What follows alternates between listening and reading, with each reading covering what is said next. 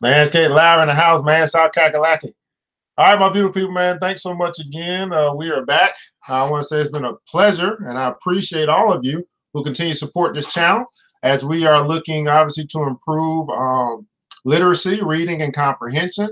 We're looking to improve people's confidence and belief in themselves, personal development, self-improvement. And today we're going to continue along in our trek through our midday mental break on the New Black Wall Street Book Club in The Alchemist. Always ready to read and gain some more knowledge, man. So if you guys have been following along with us, this has been a wonderful journey through The Alchemist. We had just finished part 1, I believe, moving into part 2. We'll pick back up there, man. So I'm just allowing this thing that these platforms give us enough time. Congratulations to us, by the way. We are now on 8 different platforms for podcasts. So our podcast is going out amongst the airwaves. So, God has enlarged our territory. So I want to thank you guys for your support, as we are continuing to build Reading Rainbow 2.0. Well, guys, time to get this show on the road, man. I'll take up too much of your time. It's an opportunity for us to just take a little break, feed ourselves. You can probably go eat, for your body, but we're going to feed our mind. That's what we're about to do right now here on New Black Wall Street Book Club. Mr. DJ, hit the music.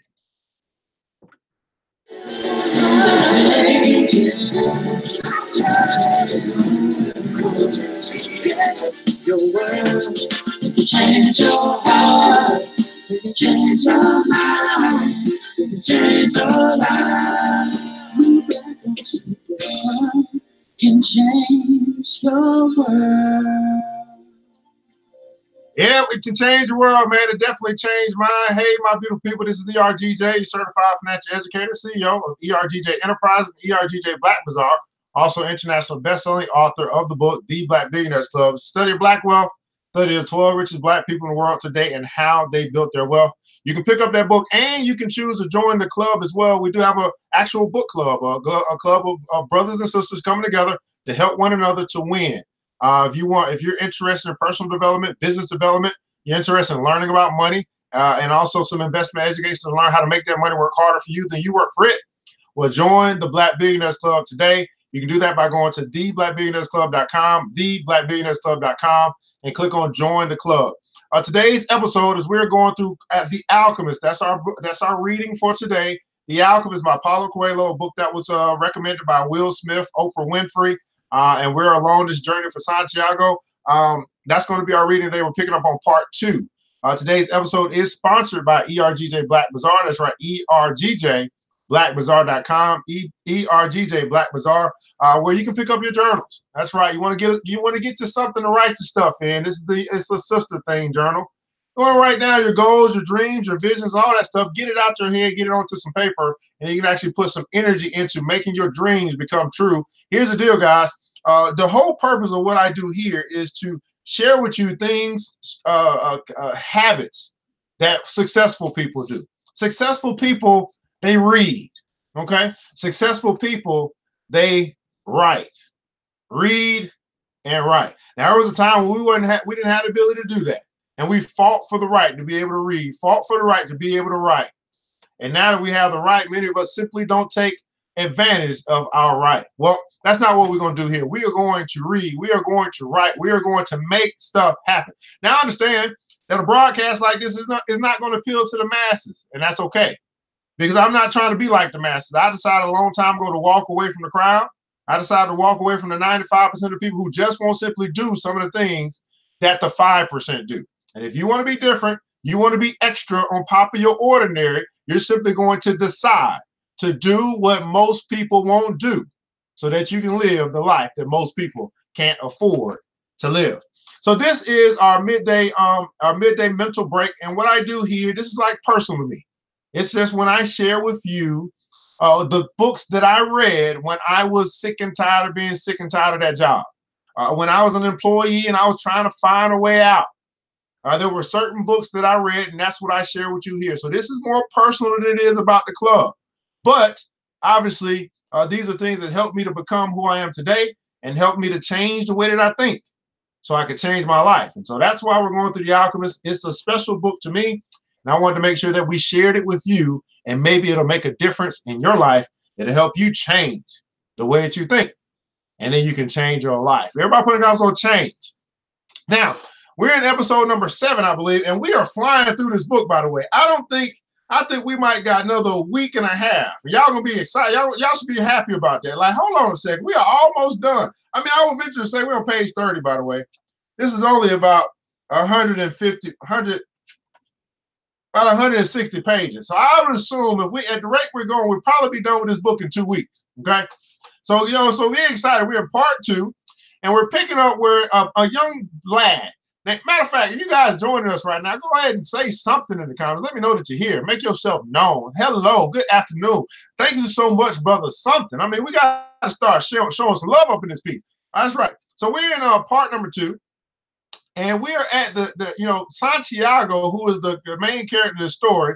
What's going on, Rachel? Thanks so much for joining, Miss Hargrave. Where Santiago is on his journey. And in previous episodes, he was at a crossroads. He had to make a decision whether he was going to stick with what he knew, which was his flock, or if he was going to go and adventure and go towards to find his treasure. He's on his journey to find the pot of gold at the end of the rainbow. And so he's come across some important people along the way. One, he came across a gypsy, right, who told him that, hey, you need to go to Egypt to find your treasure. And then when you get there, I need you to give me 1/10 of your treasure. He came across an old man, the king of Salem, Melchizedek, the king of peace. And that he told him, hey, you need to go to Egypt to find your treasure. And he said, hey, give me 1/10 of what you own, your flock. So one wanted his treasure, the other wanted his flock. So he learned a lot from the old man. And then he came across, when he got to Africa, he came across a friend who ended up being a thief, and he stole all his money. And now the friend stole his money, but he got his money stolen not because of the friend, but because he was naive. How many guys have had some stuff happen to you that you know shouldn't have happened had you not been so naive? Matter of fact, how many guys have had a messenger come to you over and over again, being sent by God to tell you where to go to find your treasure, and you maybe still have not listened? They might have told you your treasure is in this. This is what you need to do. You've heard it over and over again, but yet you still have not begun to make any move towards your treasure. Everybody put the guns on my treasure. My treasure. And so one person told him. Another person told him. And now he is on his way to the pyramids to find his treasure. My question to you is, are you on your way? Are you on your way to find your treasure? So he comes to a merchant and he helps this merchant. This is after he got all his money stolen. He comes to a merchant and says, hey, you know, the merchant is up here. He used to have a dream, but his dreams have kind of waned away. He comes, he's got all this dirty merchandise in the front of his window. He washes or he cleans the merchandise. All of a sudden, people start coming in and buying the merchandise. They go to lunch. He says, what did he say? Hey, I want to go to Egypt. He said, I'll work for you, and I'll work in the shop if you pay me enough to go to, so I can get to where I need to go. And here's where we're at. Well, the merchant basically crushes his dream. He says, I can give you the money you need to get back to your country. No, we'll pick up here. He says, so he asked him, he said, he said, I'll work for you in your shop, but in return, I need money to get to Egypt tomorrow. The merchant laughed, right? Even if you clean my crystal for an entire year, even if you earned a good commission selling every piece, you still have to borrow money to get to Egypt. There are thousands of kilometers of desert between here and there. How many guys have shared your dream with someone and they crushed your dream? Matter of fact, how many guys have had somebody share their dream with you and you crushed their dream? We got to be careful how we speak. We got to be careful what we share, especially to our children, to the youth who have these dreams. And I want to tell you today that just because you chose not to go after your treasure, just because you chose not to chase your dreams, don't crush the dreams of others. Everybody put the guns on, don't crush dreams. Don't crush the dreams of others. After this was said, there was a moment of silence so profound that it seemed like the city was asleep. No sound from the bazaars, no arguments among the merchants, no men climbing to the towers to chant, no hope, no adventure, no old kings or personal legends, no treasure, no pyramids. It was as if the world had fallen silent because the boy's soul had. How many guys have had somebody say something to you and it crushed your soul? Your soul has fallen because of the comments or the opinions of others. Now notice this is a boy who's on an adventure and his soul's been crushed. He sat there staring blankly through the door of the cafe, wishing that he had died and that everything would end forever at that moment. How many of y'all have been in that position? The merchant looked anxiously at the boy. He realized, oh, I done messed up.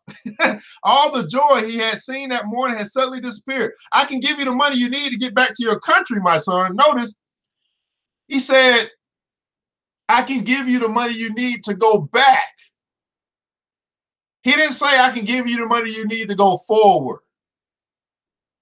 I want us to recognize this. He done messed up, he done crushed the boy's dream, and he follows that up by telling him, I can give you the money for you to go back to who you used to be. I can help you go back to what you know. I can't help you get to your treasure, but I can help you to go back. Gotta be careful. Now, I think this is he's doing his best. He's doing what he knows. He's not intentionally hurting the boy, but he's hurting him nonetheless. You can give me the money to go back. I'm not trying to go back. I'm trying to go forward.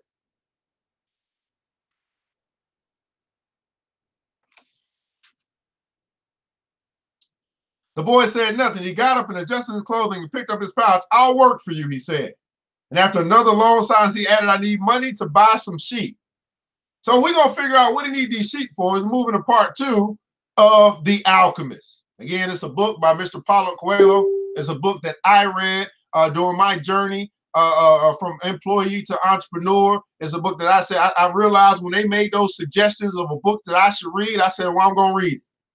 Does that make me different? Yes. Why? Because most people simply won't do it. People have been recommending books to people all the time. They simply won't go to the store, won't get on Amazon, won't go to Barnes and Nobles, won't look online. They just won't do it. Why? I don't know. I did though. And I don't know about you. The boy had been working for the crystal merchant for almost a month. And he could see that it wasn't exactly the kind of job that will make him happy. The merchant spent the entire day mumbling behind the counter, telling the boy to be careful with the pieces and not to break anything. But he stayed with the job because the merchant, although he was an old grouch, treated him fairly. The boy received a good commission for each piece he sold, and he had already been able to put some money aside. That morning, he had done some calculating. If he continued to work every day as he had been, he would need a whole year to be able to buy some sheep. So I don't know where the boy is thinking right now, because he need to go to Egypt, but he's trying to save up some money to buy some sheep. Maybe he got a plan that I don't know about yet. I don't know. This is kind of strange. I like to build a display case for the crystal, the boy said to the merchant. We could place it outside and attract those people who pass at the bottom of the hill. I never had one before, the merchant answered. People will pass by and bump into it, and the pieces will be broken. Now, so notice what the boy is doing. First, the boy came into the merchant's life. He cleaned the crystal, and then all of a sudden, they started selling more stuff. Now he's got another great idea. He's got another $1 million idea. He's got another idea to sell more stuff. I mean, you guys have some ideas to help your friends that's in business to help them sell more stuff, and they come around with a response like this. I've never done that before. People might break it. So he's more concerned about the breaking of the glass than he is of the selling of the glass. Anybody been there? You make a suggestion to some of your friends that's in business on how they can do business better, and they immediately turn it down with some excuse. Maybe he don't have insurance. but listen, it's a term that they say. He say it's kind of weird, right? Because you don't want to be overly cautious. right? When you're overly cautious, you won't take any risk. Now, I don't know about him, but I think that the whole point of him being in business is to sell more stuff, for people to see his merchandise, more people to see it, and they can see it better because there's more people at the bottom of the hill than there is at the top of the hill. But because it's something he has never tried before, he's thinking about the breaking of the glass versus the selling of the glass.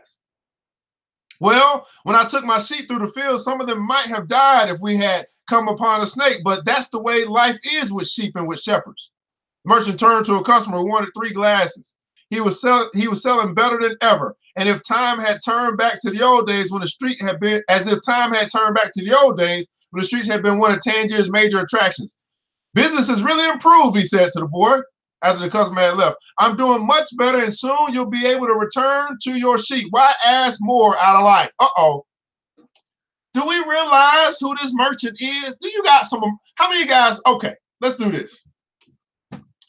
Before I asked you whether you were a sheep or a shepherd, that's where we were in the story. Now I want to ask you, are you the adventurer or the merchant? How many guys got merchants in your life?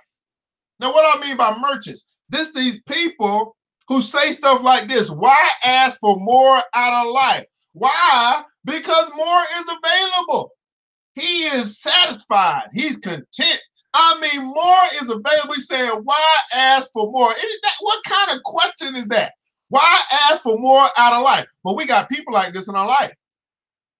We got merchants in our life who's like, why chase your dream? Why do all that? Why give it all you got? Why are you spending so much time trying to build that business? Why ask for more out of life?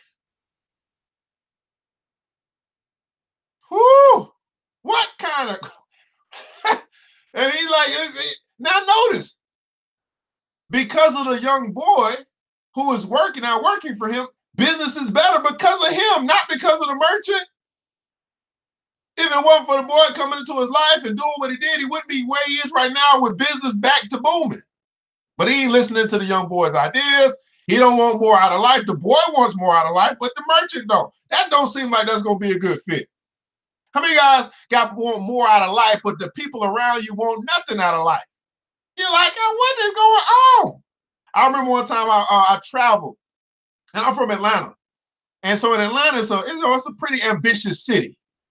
And I went to Mobile, Alabama for a business trip. And I was in Mobile and I was looking around like, this is all these people want? It seemed like nobody wanted more out of life other than to fish and have babies. And that's cool. That's a cultural thing. But I'm ambitious. And I got to be around some ambitious people. I'm trying to tell you, I got to be around some ambitious people who want more out of life. Everybody put around some more. Now I realize that this broadcast, I realize I attract people to myself that I am. So I know I got some ambitious people who are watching right now who are saying, I want more out of life. Because we have to respond. Uh-oh. Not quite sure what happened there.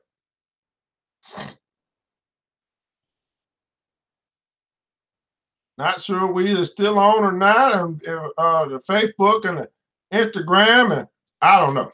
We're gonna let it do what it do. I got a little black screen going on. Let's see here.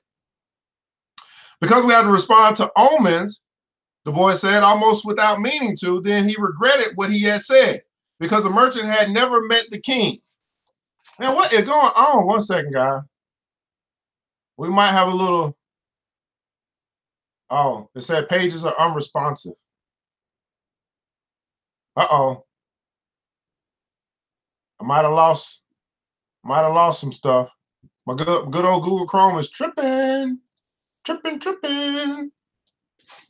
right. I'm just gonna keep going. They might just miss part 2. I don't know. Because we have to respond to omens, the boy said, almost without meaning to, then he regretted that what he had said, because wait for the program to respond. The merchant had never met the king. It's called the principle of favorability. Beginner's luck, because life wants you to achieve your personal legends, the old man said. The old king said. But the merchant understood what the boy had said. The boy's very presence in the shop was an omen, and as time passed and money was pouring into the cash drawer, he had no regrets about having hired the boy. The boy was being paid more money than he deserved, because the merchant, thinking that sales wouldn't amount to much, had offered the boy a high commission rate. He had assumed he would soon return to his sheep to get away from the business of the display. Because I've always heard about them, the boy answered, saying nothing about his dream. The treasure was now nothing but a painful memory, and he tried to avoid thinking about it. All right, guys, so sorry for over here at these pages here. Hopefully, I don't know if I got to interrupt or not. I don't know, but we still here. All right, good. We still here. Did I get interrupted? Was I talking to myself or everything was good? I don't know. We still here. So why didn't you want to go to the pyramids, he asked, to get away from the business of the display? Because I've always heard about them, the boy answered, saying nothing about his dream. The treasure was now nothing but a painful memory, and he tried to avoid thinking about it. So remember, the merchant has now crushed his dream, and now he's at the point where he's just trying to save money to get sheep. So he's almost forgetting about his dream. I don't know anyone around here who will want to cross the desert just to see the pyramids, said the merchant. They're just a pile of stones. You could build one in your backyard. You never had a dream. You never had dreams of travel, the boy said the boy, turning to wait on a customer who had entered the shop. 2 days later, the merchant spoke to the boy about the display. I don't much like change, he said. You and I aren't like Hassan, that rich merchant. If he makes a buying mistake, it doesn't affect him much. But we two have to live with our mistakes. That's true enough, the boy thought ruefully. Why did you think we should have the display? I want to go back to my sheep faster. We have to take advantage when luck is on our side. We have to take advantage when luck is on our side. We have to take advantage when luck is on our side. Now, I want you to think about this for a second. And do as much to help it as it's doing to help us. It's called the principle of favorability or beginner's luck. Everybody put it down so favor. So there are times in our life where we get into this zone and we realize that when it rains, it pours. When the blessings come down, they come down. And we have to capture those moments and take advantage of it. How many guys have ever been in that zone where everything seemed to be going right? It's like bam, bam, bam, bam, bam. It's like, oh, bam, bam, bam, bam, bam. Right? And you have favor on your side. The question is, are you getting maximum advantage out of those times? Are you getting maximum advantage, taking maximum advantage of those times? Right? We understand life is full of ups and downs, but man, I want to tell you, you have just as many ups, if not more, than you do have downs. The problem is that when we have downs, they hurt so much, you know, and we remember them much more than all those times that felt so good. Then we was in the zone. The principle of favorability. The merchant was silent for a few. Notice this. This is just funny to me, because we got two different perspectives that's going on right now. We got the young boy who is ambitious, who wants to get to the pyramids, who is an adventurer. We got the merchant who's just stuck in his rut. He's stuck in his ways. This is just what he does. He's happy that the boy came around. He's feeling good that he's making more money, but he really does. It doesn't seem like he really wants to. He's got a ceiling. His mind is a ceiling. It's like we can only go this far. The boy like, no, we can go as far we want. No, we can only go this far.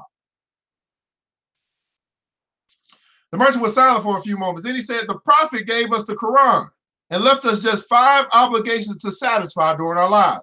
The most important is to believe only in the one true God. The others are to pray 5 times a day, fast during Ramadan, and be charitable to the poor. He stopped there. His eyes filled with tears as he spoke of the prophet. He was a devout man, and even with all his impatience, he wanted to live his life in accordance with Muslim law. The boy asked, well, what's the 5th obligation? 2 days ago, you said that I have never dreamed of travel, the merchant answered. The 5th obligation of every Muslim is a pilgrimage. We are obliged at least once in our lives to visit the holy city of Mecca. Mecca is a lot further away than the pyramids. When I was young, all I wanted to do was put together enough money to start this shop. I thought that someday I'd be rich and could go to Mecca. I began to make some money, but I could never bring myself to leave someone in charge of the shop. The crystals are delicate things. So listen to what the merchant's saying. Merchant said, I wanted to start this shop. I started the shop. I wanted to get rich so then I could afford to go to Mecca. But that's an excuse. He said, I could never bring myself to leave someone in charge of the shop. That's the real reason why he has never left the shop, because he has got too much of attachment to the crystals, things that he can replace, versus him actually fulfilling the obligation that his own religious book tells him to fulfill. He believes more in those crystals than he does in the word. Uh-oh. He places more value in the crystals than he does in the holy word.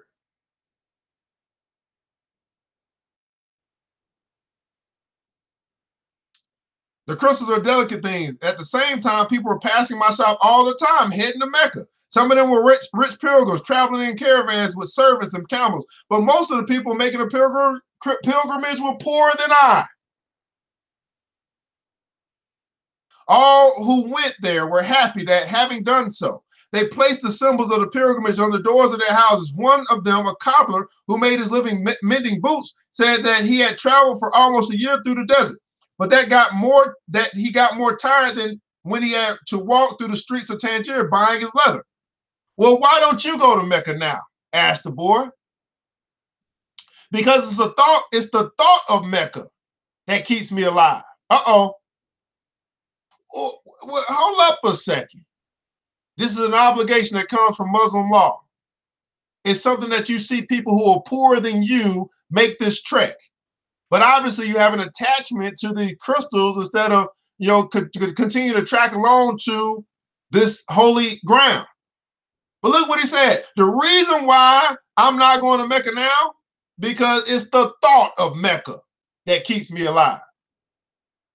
How many of you are simply satisfied with the thought of your dream? The thought of your obligation, the thought of your goal, the thought of your aspiration. You're satisfied with the thought of it.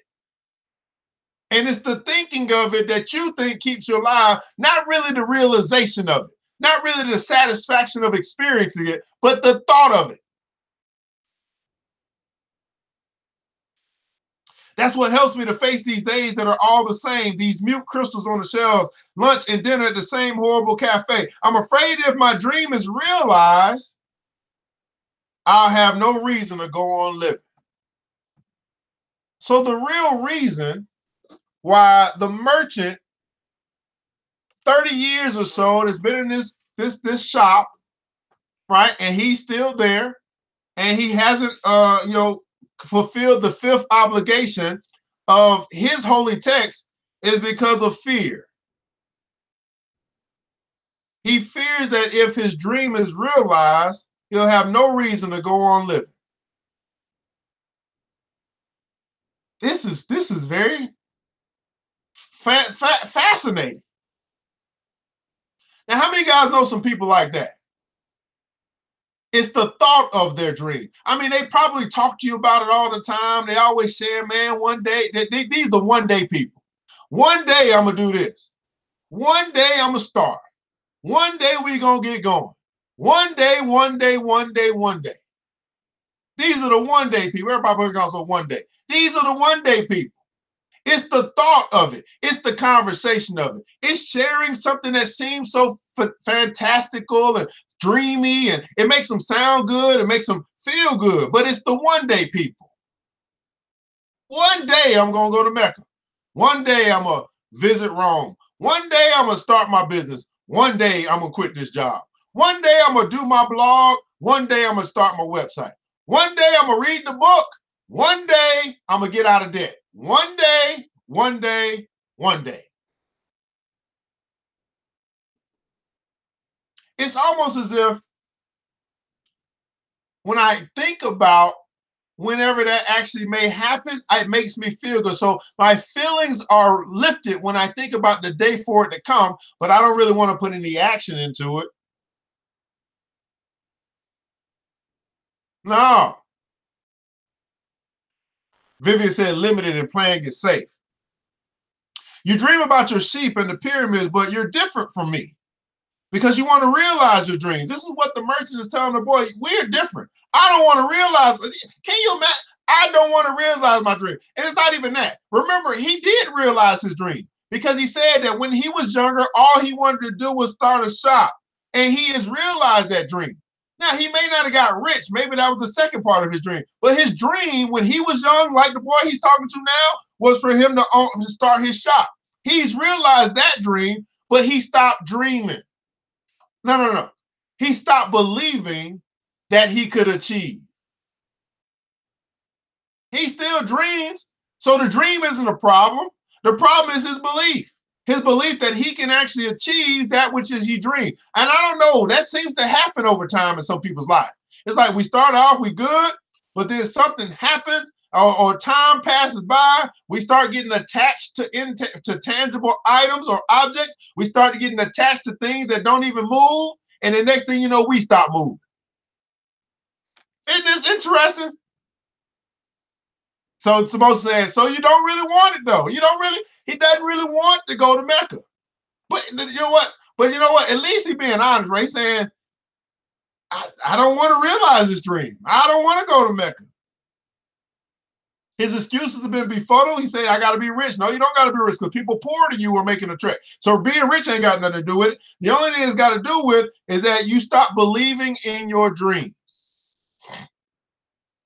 You'd rather feel it than experience it.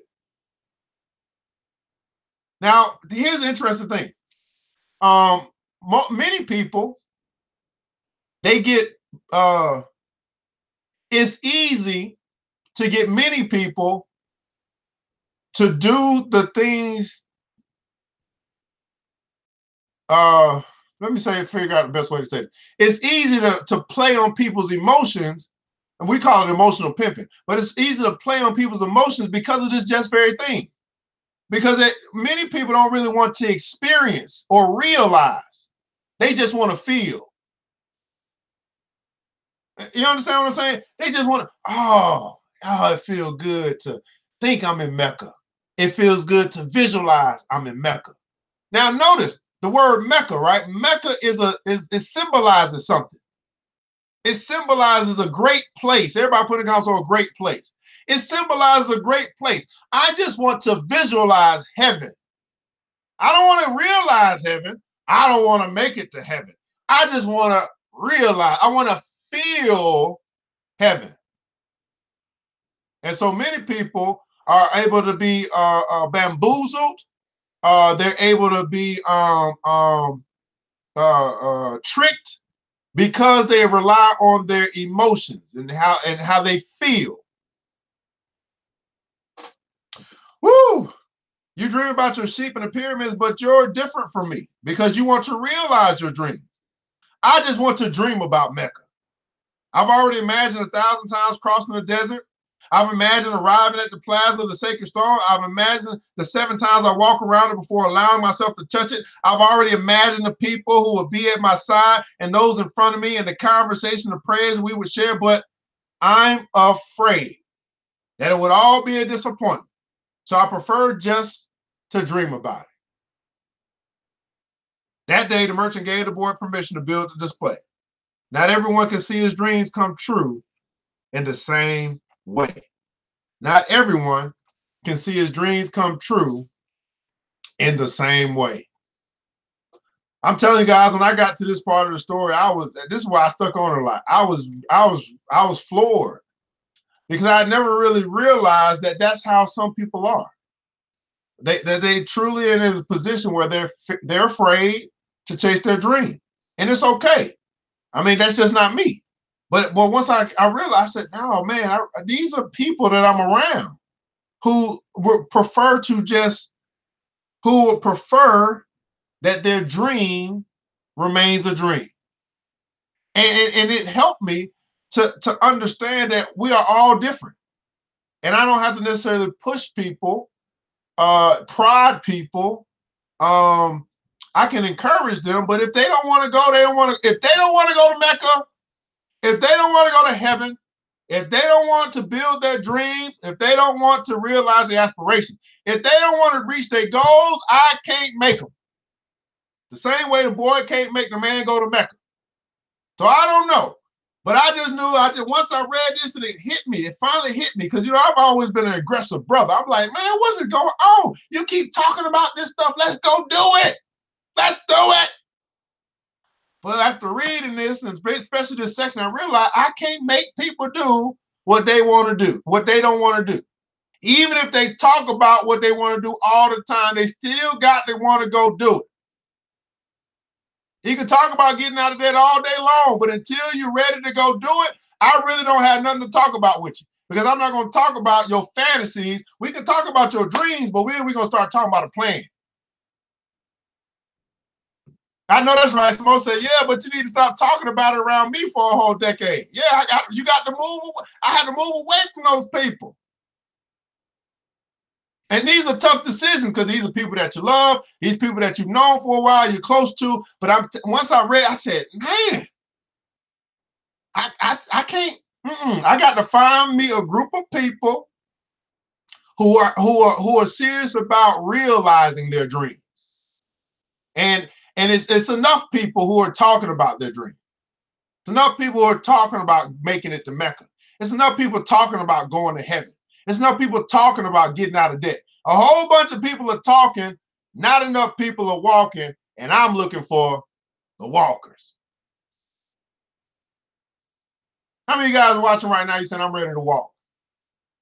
I'm ready to walk to my Mecca. I'm ready to find my treasure. I'm ready to move on the things that I've been talking about wanting to do for a long time. I'm ready to walk. Well, guys, here's the good news. You don't have to walk alone.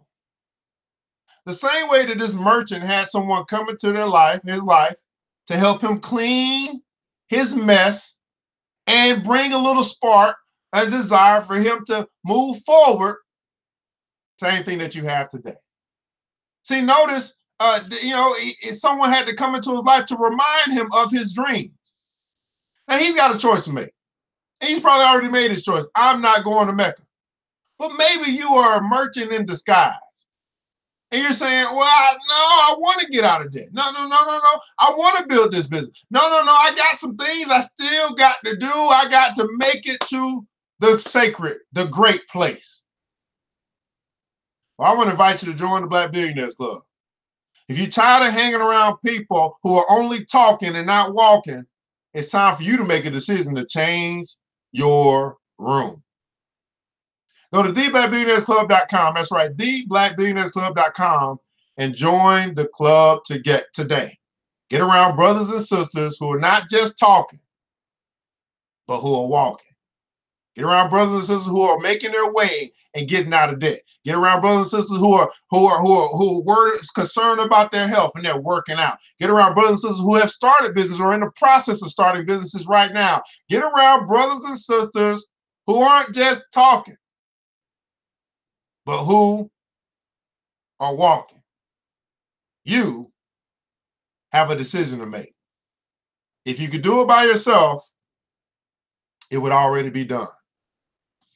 Well, guys, ERGJ, Certified Financial Educator. And again, I'm just sharing with you things, books, literature that I read. When I was sick and tired of being sick and tired, I decided to do something different. Stop doing what everybody else was doing. What was everybody else doing? They were watching CNN and Fox and talking about the news on TV. What did I decide to do? I decided to get my lunch, eat for 30 minutes, go outside and walk and read. Get away from them and start doing what successful people do. Successful people read. Successful people write down their goals, and successful people walk. So I'm just sharing with you the things that I did to go from being an employee to an entrepreneur. And I hope that I've inspired you to pick up the habits of the successful, to pick up the habits of rich dad, not poor dad, to learn about those habits and then to implement them in your life. It's not going to happen overnight. It happens over time. You understand? Visit ERGJ Black Bazaar as well if you need to pick up a journal. That's www.ergjblackbazaar.com. At this time, I want to ask you what you got out of today. I know we had a little interruption. That's the enemy trying to distract, trying to mess us up. It ain't gonna stop us though. We're gonna keep moving forward. I always ask this because I want to make sure that today, this presentation, this broadcast was worth your time. And my question is why? What's something that stuck with you today? Something that a seed has been sown in your soul. You're going to cultivate that seed, and then you're going to reap a harvest. You reap what you sow. What's your takeaway today? Well, guys, that's all I got, man, here on New Black Wall Street Book Club, where we're going through the book, The Alchemist. We're now in part 2, and this has been a plum pleasing time for me. I love to be able to share with other people the things that have helped me to have the success that I have. And I hope that you would have the same, and we can do it together. I want you to remember this, guys, that it takes a village, and it starts with us. Let's build as we climb together. We all we got, people. But guess what? That's enough. Man, I pray to God He preserve each and every one of you, that we'll be able to meet again tomorrow right here at 1 p.m. Eastern Standard Time to continue to go along the journey of the Alchemist. Until that time, you know what time it is. Mr. DJ, hit the music.